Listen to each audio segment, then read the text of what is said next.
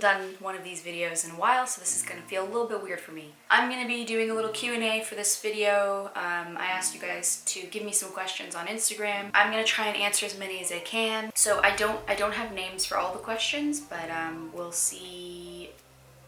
Question 1. This is from Georgia Wington. I don't know how to pronounce your name. If you could live anywhere in the world, where would it be? Honestly, I don't know. I actually think I would like to live in Australia because I really like Australia. It's very warm.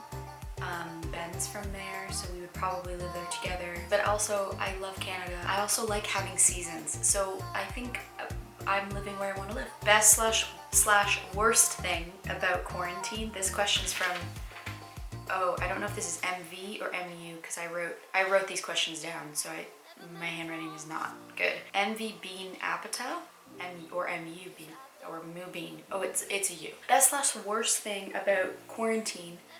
Best or worst thing.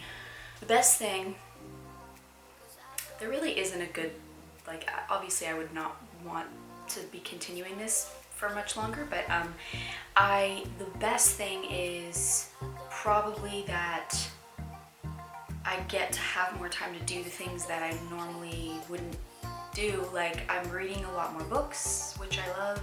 I'm doing these kinds of things that I've always thought about doing more of, like creating YouTube videos or doing more brand deals on social media and stuff like that, I guess. And also working on training in my own time. The worst thing is that, you know, you can't do anything outside of the house, or not really anyways, you can't really leave your living quarters. Would you and Ben ever consider getting a cat slash dog? Ooh. This question is from Support for Brit. We've definitely discussed getting a cat or a dog, but there is a big responsibility with having an animal, and as cool as it would be, as lovely as it would be to have that, it's a lot of work. We've actually been staying in my parents' house for quarantine, and my parents have a dog, so that's kind of been our fix of puppy love. So yeah, I guess for now we don't really need it.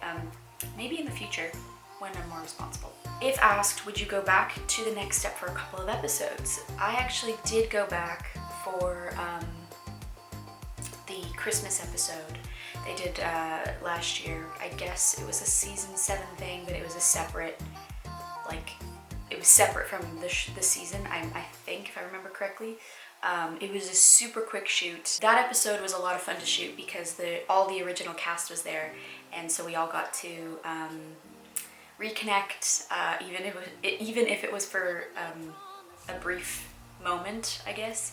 But it was a lot of fun, and I would say that I would do it if it was something like that again, where everyone was involved. Okay, so Brennan Clost, you know Brennan. He asked me a few questions on Instagram, so I'm gonna answer those. One is, are you superstitious? Yes and no.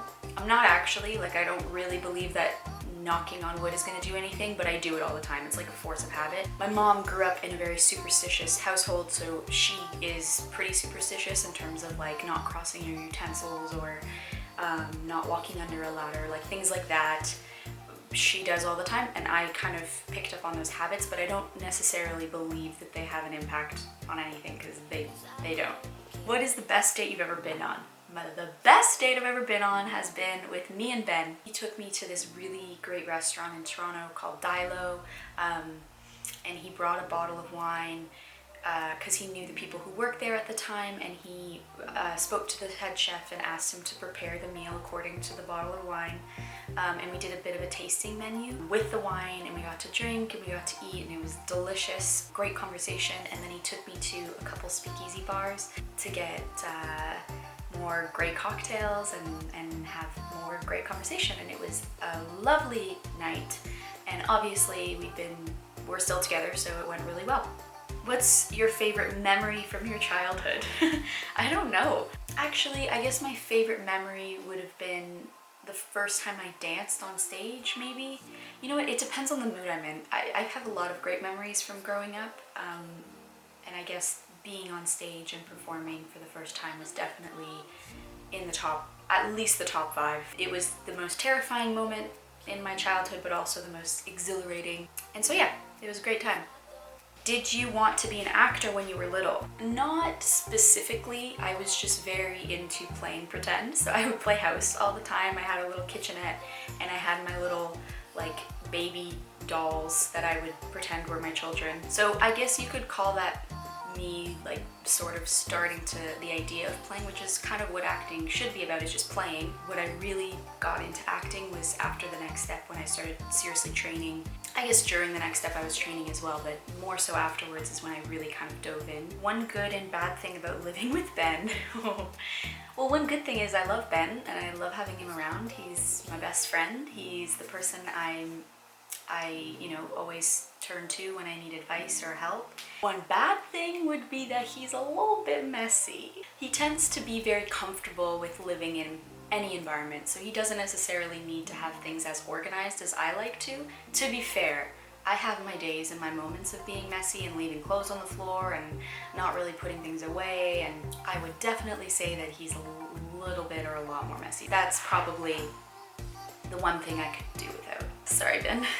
What's a good workout routine? It really depends on, I guess, what I'm working on for the most part. So for example, Dare Me, I was very much focused on building my strength and my stamina to be able to pull off a lot of the stunts that we were doing. And actually, an account that you should go to if you're looking to train more is Life of Jaws, which I'm gonna link on Instagram. She posts a bunch of different exercises and stuff for anyone looking for a really great, strong workout, especially quick workouts. And now during quarantine, I've really been doing hers every day, Monday to Friday. And fun fact, she's actually Joelle Farrow's sister. And then also too, on the weekends, I usually do yoga. I actually go to my sister's YouTube account, SKR Yoga and Wellness, which I'll also link down below, where I do a lot of guided yoga sessions. I'm gonna link both of them down below and then you can check them out for yourselves.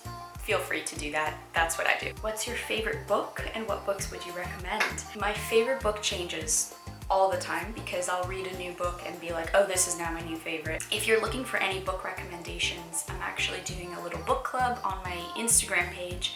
I'm gonna link my Instagram page down below if you want to check it out. In this book club, I post a photo of the next book I'm gonna be reading, and if you want to check it out, you can buy the book for yourself and read along with me. What was it like leaving the next step? It was bittersweet. It was sad to say goodbye, but it was also something that I needed to do. Kind of like graduating high school, I guess you could say, because it's like a chapter of my life was closing and I was moving on to something else. So it was sad to say goodbye to something that was really special to me and that I really loved. It was definitely something that I needed to do in order to move on and be able to do other projects. What keeps you inspired? A lot of different things keep me inspired. Reading keeps me inspired. I also love writing. Being crafty with like journaling or something. I like to do bullet journaling and I am a little bit crafty with that, and that sometimes inspires me because I can like put together a really cool spread. Creative acts inspire more creative acts is what I'm trying to say. You read a lot of books. True. Do you think one day you'll write one? I would love to write a book, but that is such a hard thing to accomplish. I love telling stories. That's part of the reason why I act, is because I love to tell stories, but with writing a novel, that feels like a different, that feels like a completely different beast. I'm basically giving myself excuses why not to, but I don't know, maybe one day that would be kind of cool. Which show did you prefer filming? The Next Step or Dare Me? That's a tough question because they both happened at very different times of my life. So The Next Step was, I was in high school. I had no real idea of what I wanted to do with my life. The Next Step was kind of like a happy accident in a weird way. The Next Step was all new. Everything about that show was something I was unfamiliar with, and whenever you're unfamiliar or you're a little uncomfortable, that's when you're learning, and that's to me what I always prefer. Whereas Dare Me, I was far more familiar with the ecosystem that is working on set. At the same time, it was a much bigger production, so that in itself was an opportunity to learn more, and also working with some brilliant actors that were just so seasoned and exceptionally talented was really exciting because I got to sort of observe and learn from them as well. So to answer your question, I don't have a favorite. Those are all the questions. Well, not all the questions that I had time to answer. If you like the video, click like. If you want to subscribe, you can do that too. I'm gonna be posting a lot more often, hopefully, considering there's not a lot else to do. If there's any other videos that you want to see, comment them down below, and thanks for watching.